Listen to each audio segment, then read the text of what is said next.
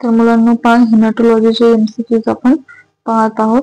तर हेमॅटोलॉजी एमसीक्यूज मध्ये first question पहा, what is the normal pH of blood. तर इथे काय विचारलं आपल्याला, ब्लडचा पीएच विचारला आहे. किती आहे ब्लडचा पीएच हे पहा, इथे आहे हे पीएच आहे 7, इकडे असते 7च्या अगोदर ऍसिडिक आणि इकडे असते बेस.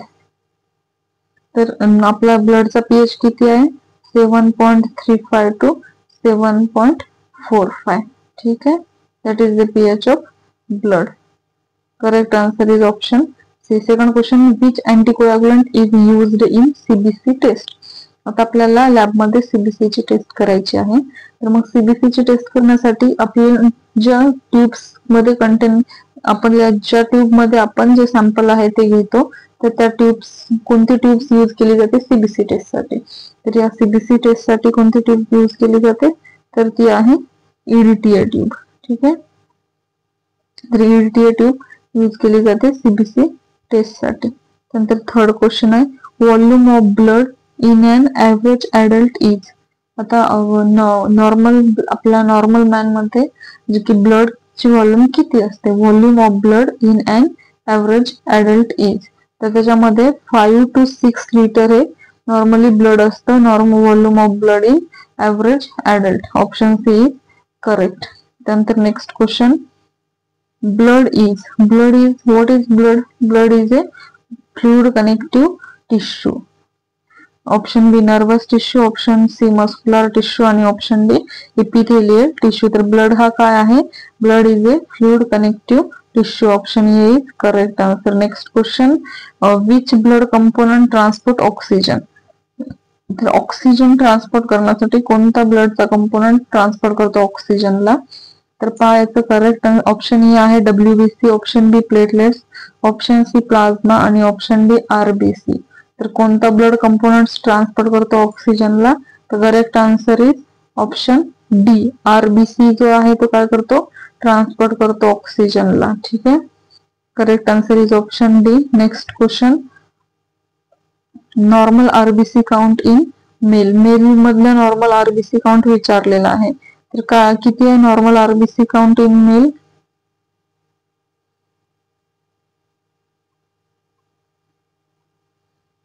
तर पहा नॉर्मल आरबीसी काउंट जे आहे मेल मधलं, तर ते किती आहे 4.5 to 6.5 मिलियन्स पर क्यूबिक.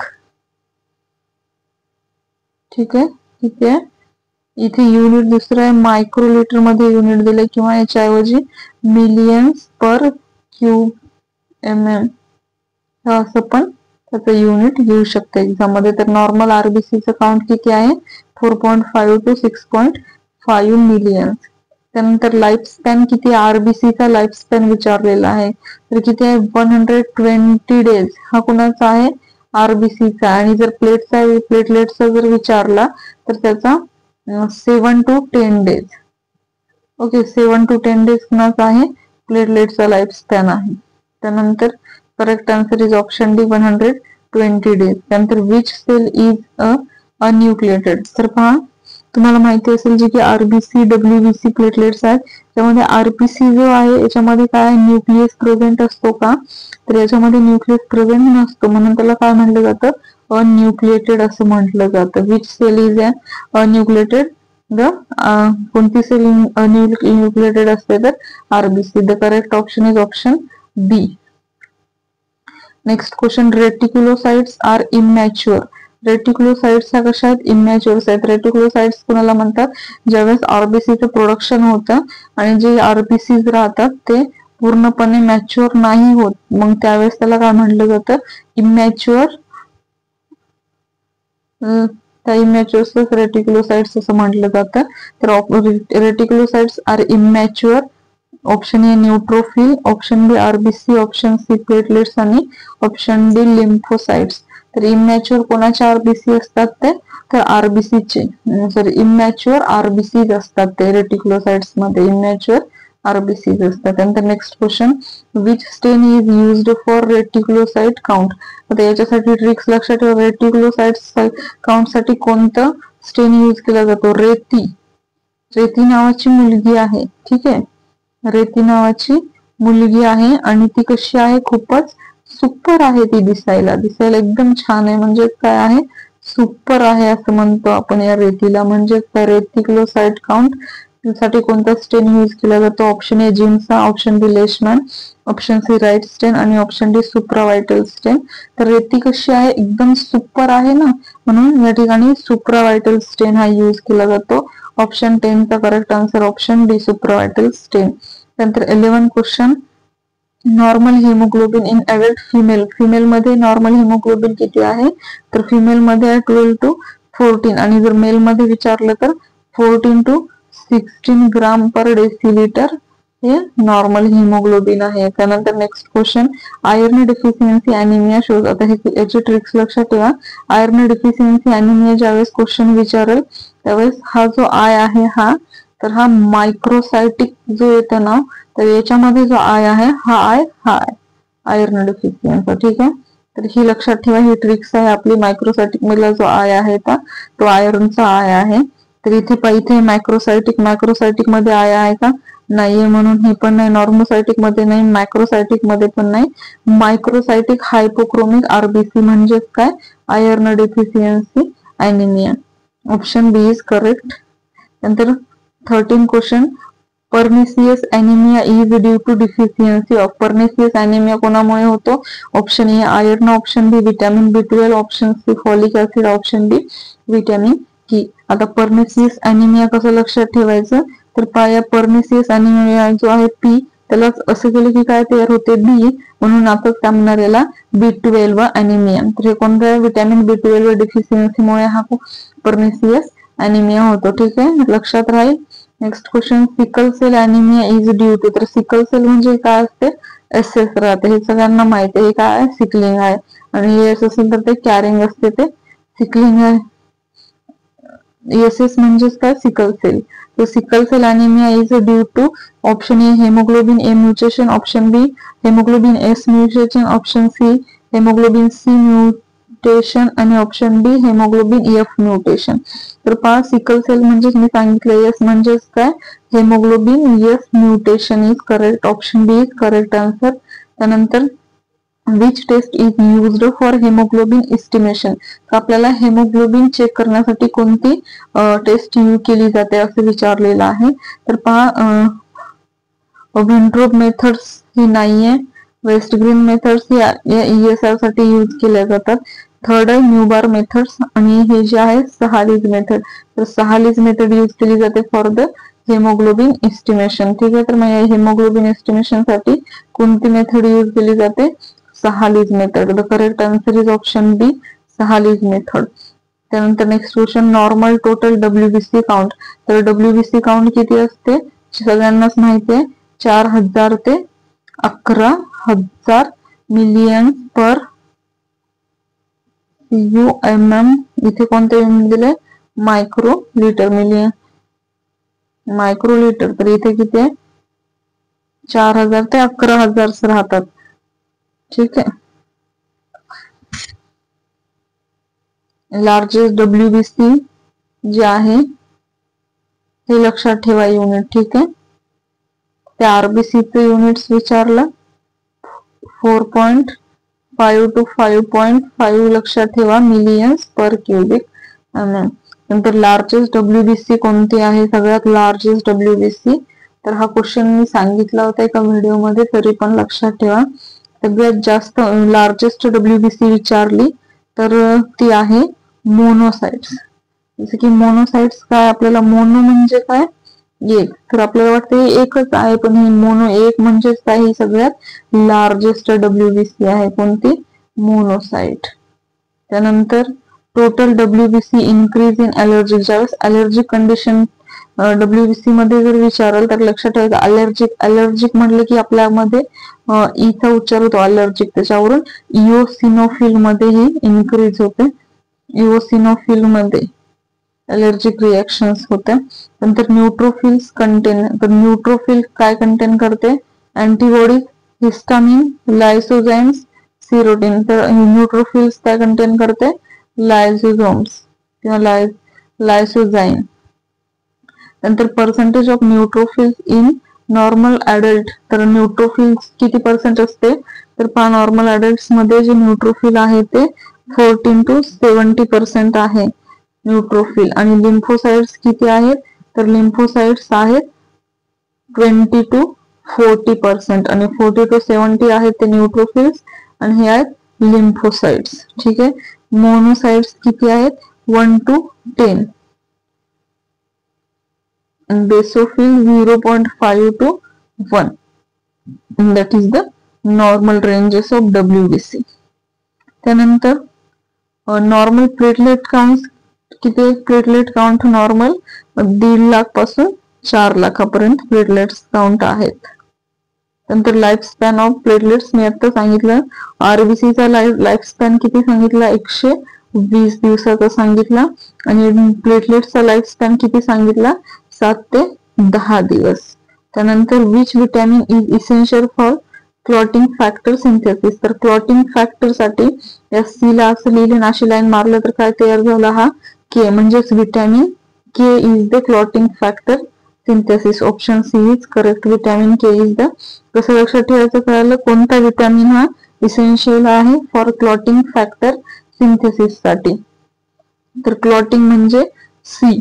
तर याला असं केलं तर काय झाला, हा के तयार झाला, मग clotting factor vitamin K. Next question आहे 24. Haemophilia is due to the deficiency of, तर याची ट्रिक्स अशी आहे की हा जो हेमोफिलिया आहे कसं लिहिलेला आहे पहा, हे पहा हेमोफिलिया, इथे पहा 1 2 3 या 3 लाईनी आहेत अशा लाईनी सारख्या. तर या 3 लाईनी आणि त्याच्या आधी काय लिहिलेलं आहे, मग मी हे 5 लिहिलं आहे, 5 6 7 8. मग याच्यावर फॅक्टर 8 आणि फॅक्टर 9 साठी haemophilia is due to the deficiency of factor 8 and factor 9. Normal bleeding time किती असतो, तर नॉर्मल ब्लिडिंग टाइम जो आहे तो 7 मिनिट असतो. 7 मिनिटाच्या नंतर जे ब्लड आहे ते कसे क्लॉट होते, तर normal bleeding time 2 to 7 minutes आहे. त्यानंतर ब्लड ग्रुप वरचे क्वेश्चन पाहू आपण. पहा, तर एबीओ ब्लड ग्रुप सिस्टीम कोणी डिस्कवर्ड केली म्हणते, ABO blood group system. Option A Karl Landsteiner, option B Alexander Fleming, option C आहे रोबोट कोच आणि ऑप्शन डी आहे लुईस पॉस्चर. तर जी ब्लड ग्रुप सिस्टीम आहे ती कोणी डिस्कवर्ड केलेली आहे, Karl Landsteiner. Next question 27. Universal donor blood group, आता याच्यामध्ये युनिव्हर्सल डोनर आणि युनिव्हर्सल रिसिपियंट जर विचारला तर पहा सगळ्यांना ब्लड देणारा जो आहे तो ओ निगेटिव्ह आहे. ओ निगेटिव्ह ब्लड कोणालाही यूज केलं जातं, परंतु सर्वांचा घेणारा जो आहे recipient, universal recipient is A B positive आहे. युनिव्हर्सल रिसिपियंट हा आला बघा question. Universal recipient blood group कोणता आहे, A B positive. Option A B positive, option B A B negative, option C O negative, option D O positive. The correct answer is A B positive. त्यानंतर 29 चा question आहे. RH factor is discovered in, RH factor कशामध्ये discovered केला आहे, तर त्या monkey मध्ये केलेलं आहे. त्याचं नाव काय आहे, रिओसस मंकी. RH वरूनच तुमच्या लक्षात येते. त्यानंतर 13 क्वेश्चन आहे. Cross matching is done before, cross matching कधी केली जाते, काय करण्याच्या अगोदर क्रॉस मॅचिंग केली जाते. तर आपण सीबीसी जी आहे ही आपली टेस्ट लावताना क्रॉस मॅच करतो का, नाही करत. ESR लाही नाही करत आणि क्लॉटिंग टाइमला सुद्धा नाही. परंतु ज्यावेळेस आपण ब्लड ट्रान्सफ्युजन करतो तर कसं असते, जर चुकीचं ब्लड गेलं तर ते खूप डेंजर असतं. त्यामुळे त्याची काय होते, क्रॉस मॅच होते त्या ठिकाणी. क्रॉस मॅचिंग कोणाच्या अगोदर होते, जे की ब्लड ट्रान्सफ्यूज करत आहे आपण त्या ट्रान्सफ्युजनच्या अगोदर क्रॉस मॅच केलं जातं. त्यानंतर 31 चा क्वेश्चन आहे. हिमॅटोलॉजिकल टेस्ट वर काही क्वेश्चन आहे. त्यामध्ये पॅक्ड सेल व्हॉल्यूम म्हणजे PCV, पॅक्ड सेल व्हॉल्यूम म्हणजे PCV इज मेजर्ड बाय, कशाने मेजर केली जाते, पॅक्ड सेल व्हॉल्यूम. तर पहा ऑप्शन ए सहालीज मेथड कशासाठी यूज केली जाते, हेमोग्लोबिन साठी. ठीक आहे. त्यानंतर मायक्रो हेमॅटोक्रिट मेथड, पॅक्ड सेल व्हॉल्यूमला दुसरं नाव काय म्हणते का, हेमॅटोक्रिट. तर मग हे जे हेमॅटोक्रिट आहे तर हे मायक्रो हेमॅटोक्रिट मेथडने सुद्धा मग मेजर केलं जातं. तर ऑप्शन बी इज करेक्ट. त्यानंतर 32 क्वेश्चन. एमसीबी, एमसीबी काय आहे, मीन कॉर्पस्कुलर व्हॉल्यूम. हे कशाद्वारे कॅल्क्युलेट केलं जातं, तर जे पॅक्ड सेल व्हॉल्यूम आहे आणि दुसरं आरबीसी चं काउंट, पॅक्ड सेल व्हॉल्यूम आणि आरबीसी चं काउंट. तर पहा ऑप्शन ए आहे एचबी आणि एचसीटी, ऑप्शन बी पीसीबी आणि RBC count, option C WBC आणि प्लेटलेट काउंट, आणि ऑप्शन डी ईएसआर आणि Hb. The correct answer is option B PCB आणि आरबीसी काउंट. त्यानंतर ESR is measured by, ESR कशाद्वारे measure केलं जातं, त्याच्या दोन मेथड आहेत. एक आहे वेस्ट ग्रीन मेथड आणि दुसरी विंड्रोप. विंड्रोप आणि वेस्ट ग्रीन मेथड द्वारे ईएसआय काय केला जातो, मेजर केला जातो. त्यानंतर 34 क्वेश्चन. हेमोसायटोमीटर कशासाठी यूज केलं जातं, तर पहा हे खूप महत्वाचा क्वेश्चन आहे. हेमोसायटोमीटर जे आहे ते सेल काउंटिंग साठी यूज केलं जातं. ठीक आहे. 34 चा ऑप्शन ए होता Hb estimation, option B cell counting, option C ESR आणि ऑप्शन डी ब्लीडिंग टाइम. तर करेक्ट आहे सेल काउंटिंग साठी हेमोसायटोमीटर हे यूज केलं जातं. नंतर 35 क्वेश्चन आहे. New bar chamber depth is, तर आता न्यू बार चेंबरची डेप्थ किती असते, तरी लक्षात ठेवा 0.1 mm. हे काय असते, न्यू बार चेंबरची डेप्थ असते 0.1 mm. Option C is correct. त्यानंतर पहा site of RBC formation in adults, तर आता आरबीसी बॉडी मध्ये कुठे प्रोड्यूस होतात, तर ते सगळ्यांना माहिती आहे आरबीसीचं प्रोडक्शन जे आहे ते कुठे होते, तर ते बोन मॅरो मध्ये होते. बोन मॅरो, मग RBC formation in adults is bone marrow. Option A liver, option B spleen, option C bone marrow आणि option D kidney. The correct answer is option C bone marrow. त्यानंतर 37 question जो आहे, stem cell responsible for all blood cells, तर कोणते stem cells हे responsible आहेत all blood सेल्सची, तर option A myeloblast, option B haematopoietic stem cell, option C lymphoblast आणि ऑप्शन डी रेटिक्युलोसाइट्स. तर कोणते स्टेम सेल्स विचारले तर त्याच्या शेवटी काय असणार आहे, हे स्टेम सेल्स म्हणजे haematopoietic stem cell is the correct answer. त्यानंतरचा क्वेश्चन आहे 38. एक्स्ट्रामेड्युलरी हेमोपोएसिस ऑकर्स इन, एक्स्ट्रामेड्युलरी हेमोपोएसिस कुठे ऑकर होते, तर ते लिव्हर आणि स्प्लीन मध्ये होते. Option A, option B lungs, option C brain आणि ऑप्शन डी किडनी. तर correct answer is option A liver and spleen मध्ये काय होते, हेमोपोएसिस ऑकर्स होते. त्यानंतर 39 question. Bone marrow aspiration is commonly done from, तर बोन मॅरो अस्पिरेट कुठून केलं जातं, हे सगळ्यांना माहिती आहे. हे जे इलाइक बोन्स आहेत त्याच्यामध्ये असते इथे स्टर्नम, तर इथून काय केलं जातं, बोन मॅरो अस्पिरेट केलं जातात. तर bone marrow aspiration is commonly done from option A tibia, option B iliac bone किंवा sternum, option C radius, option D femur. तर correct answer is option B iliac crest sternum. नंतर 14 question. Normal myeloid erythroid ratio in bone marrow, आता bone marrow मध्ये काय ratio आहे म्हणते कोणाचा, मायलॉइडचा आणि इरिथ्रॉइडचा. तर काय रेशो आहे, मायलॉइड म्हणजे 2, इरिथ्रॉइड म्हणजे त्याच्या दुप्पट 4:1:1, 2:1, 4:1. that is the myeloid erythroid ratio in bone marrow. Next question. Common stain used for peripheral blood smear. Tricks काय असणार आहे आपल्या याच्यासाठी, पेरिफेरल म्हणजे काय? पेरिफेरल म्हणजे पोरी घेऊन फिरणारा, पोरिफेरल असं म्हणा त्याला. पेरिफेरलला काय म्हणलं आपण? पोरिफेरल. आणि जो पोरी घेऊन फिरणारा कोण असतो? मॅन असतो ना. तर तसं लेशमन स्टॅन, हा लेशमन स्टेन यूज केला जातो. कसं लक्षात ठेवलं आपण? Man peripheral blood smear.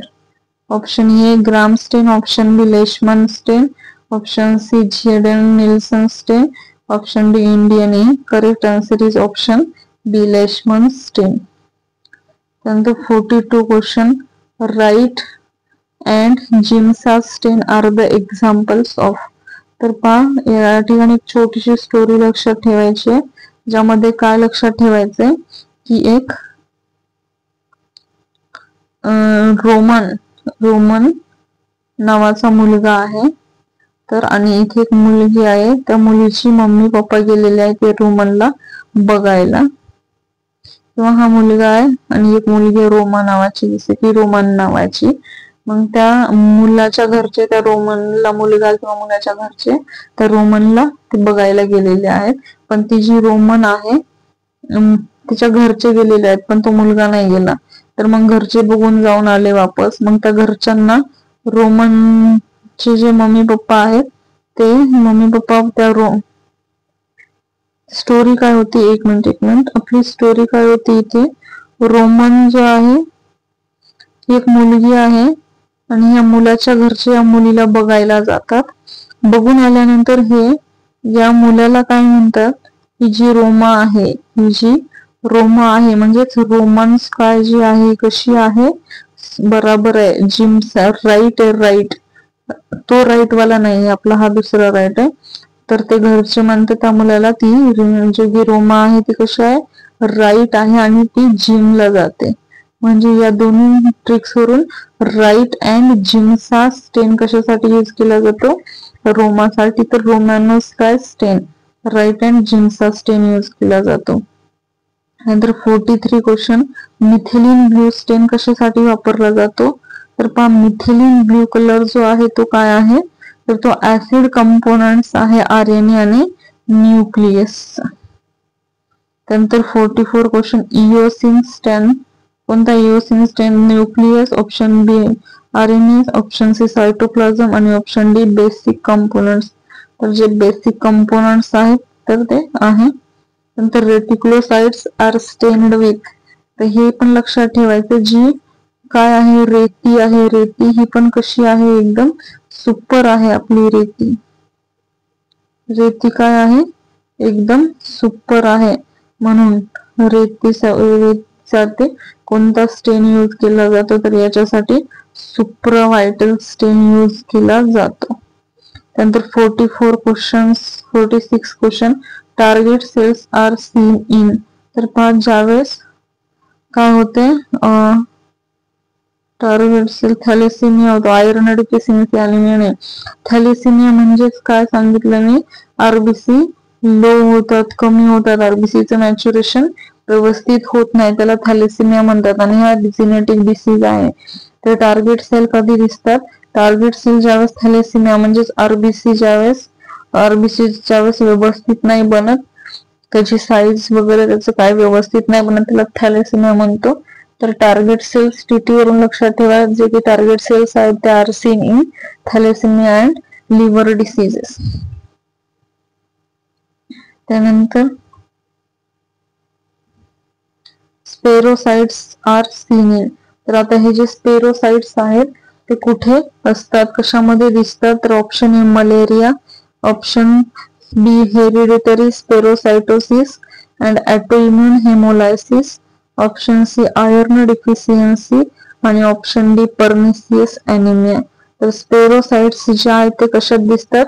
Hereditary spherocytosis आणि autoimmune haemolysis. The correct answer is option B. त्यानंतर 48 क्वेश्चन. काय म्हणते? Histiocytes indicate. काय हिस्टोसाइट्स इंडिकेट करतात? Option A malaria, option B microangiopathic haemolysis. तर पहा, आणि ऑप्शन सी ल्युकोमिया आणि option B sickle cell anaemia. Option C leukaemia होतात. तर हे जे हिस्टोसाइट्स जे आहेत, हिस्टोसाइट्स काय इंडिकेट करतात, तर मायक्रो एन्जिओपॅथिक हेमोलिसिस जे आहे ते इंडिकेट करतात. त्यानंतर बॉडीचा क्वेश्चन लक्षात ठेवा. ओवेल जॉली बॉडीज जी आहे ती कशी असते, तर पहा, ही जी वेलवाली जी जॉली बॉडीज असते ती कशी असते, एकदम क्लिअर असते. बॉडी कशी असते, एकदम क्लिअर. मग त्याच्या आधी न्यूमिया म्हणजेच तयार होते न्यूक्लिअर. तर हॉर्न जॉलीज बॉडीज कशा असतात, ह्या न्यूक्लिअर रिमनंट्सच्या असतात. Option B RNA fragment, option C iron deposits, option D platelet fragment. तर त्या कशाच्या असतात, होवेल जॉल बॉडीज जे आहेत ते न्यूक्लिअर रिमनंट्सच्या असतात. त्यानंतर 15 क्वेश्चन आहे, Heinz bodies are due to. आता हे जे हेन्स बॉडीज आहे ते कोणामुळे आहे, Heinz bodies are due to.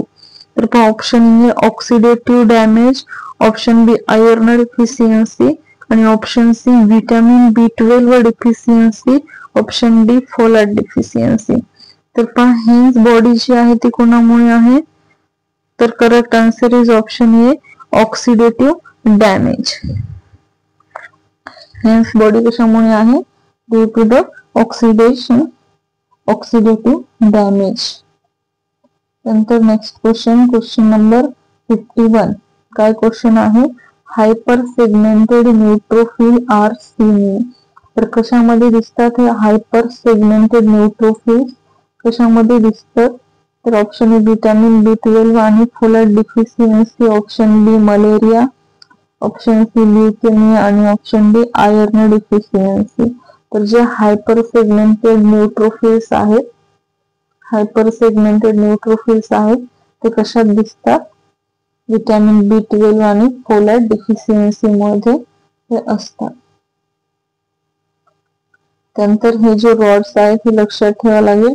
तर ते रॉड्स आर सीन कशामध्ये असतात, option A AML acute myeloid leukaemia, option B ALL, option C CLL आणि ऑप्शन डी आहे CML.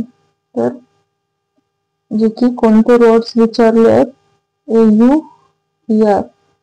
हे जे रॉड्स आहेत तर याच्या नावावरूनच लक्षात ठेवावं लागेल आपल्याला. रॉड्स जे आहेत कुठे दिसतात, तर acute myeloid leukaemia AML acute myeloid leukaemia मध्ये हे आयर्स रॉड्स हे दिसतात. लक्षात ठेवावं लागेल. हे काय म्हणते माहिती का, ट्रिक्स द्यायची असेल तर पहा, म्हणते आवर रॉड्स, जे रॉड्स आहेत त्याला म्हणते आवर पटपट पटपट कर जरा, आवर पटकन. तसं आवर रॉड्स जे आहेत हे काय आहेत, तर हे कशासाठी आवर म्हणते, कारण आपल्याला अमलाला जायचं आहे, आपल्याला आवर पटकन.